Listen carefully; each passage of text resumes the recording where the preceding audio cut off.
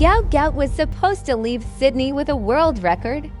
Instead, he left with the entire sprinting world arguing about whether the race was even real. On April 12, 2026, inside Sydney Olympic Park, the 18-year-old Australian lined up for the men's 200-meter final at the Australian Athletics Championships. Before the race, he had written one number in his notes. Not a motivational quote, not a prayer, just a target. 19.75. For an entire week, he kept repeating it to himself. Then the gun fired, and somehow he ran even faster. Gout crossed the line in 19.67 seconds. Legal wind, plus 1.7 meters per second. A new world under-20 record, the first Australian ever to break the 20-second barrier in the 200 meters under legal conditions. And instantly, the entire athletics world exploded. Because this was not just another fast junior performance. This was faster than Usain Bolt had ever run at the same age. Bolt's best before turning 20 was 19.88. Gout had just shattered that mark by more than 0.2 of a second. But while fans were celebrating, some people were already questioning the result. American sprinter Aaron Brown went viral after posting videos online claiming the performance looked fake. Brown pointed to the windy conditions around Sydney Olympic Park and argued that the official wind reading could not possibly be accurate. He showed trees bending in the wind and suggested the race had benefited from conditions much stronger than the legal limit. Then former Olympic champion Justin Gatlin entered the conversation. Gatlin did not directly call the race fake, but he challenged Gout to prove himself outside Australia. According to Gatlin, running fast at home is one thing. Running fast internationally under pressure is something completely different.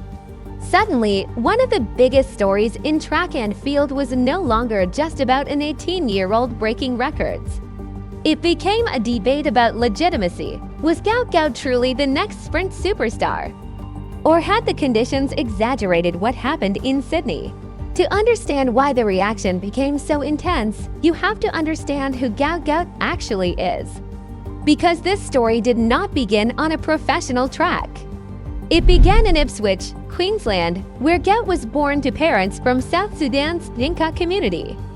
His family had fled conflict, spent time in Egypt, and eventually settled in Australia before he was born. Gout grew up as one of 7 children in a household far removed from the glamorous world of elite athletics. Even after becoming a national sensation, his life still looked surprisingly normal. He attended Ipswich Grammar School, graduated with straight A grades, and trained locally while balancing schoolwork and sprinting. His coach was not some famous Olympic mastermind. It was Diane Shepard, a grandmother in her 60s who had no formal sprint coaching background when she first started working with him.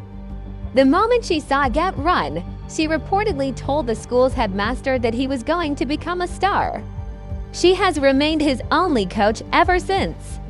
That relationship alone makes this one of the most unusual stories in modern athletics. An 18-year-old kid from regional Australia, coached by a self-taught grandmother, suddenly running times that place him ahead of legends at the same age. It almost sounds fictional, but the rise did not happen overnight. At just 13 years old, Gout started dominating school competitions in both the 100 and 200 meters. Coaches noticed the same thing immediately. He was incredibly fast, but also unusually calm. No arrogance, no panic, just pure focus. By 2024, he had already broken Usain Bolt's under 16 200-meter record. A year later, he became the youngest sprinter to compete in the World Athletics Championships over 200 meters, reaching the semifinals in Tokyo while still technically a teenager learning the event. And then came Sydney. What made the controversy even bigger was the fact that the entire field ran unbelievably fast. Aidan Murphy finished second in 19.88, also under 20 seconds for the first time. Several other athletes ran massive personal bests on the same night. For critics, that became the evidence. Aaron Brown argued that when an entire field suddenly improves by half a second, something must be wrong. And to be fair, questions about wind assistance are normal in sprinting.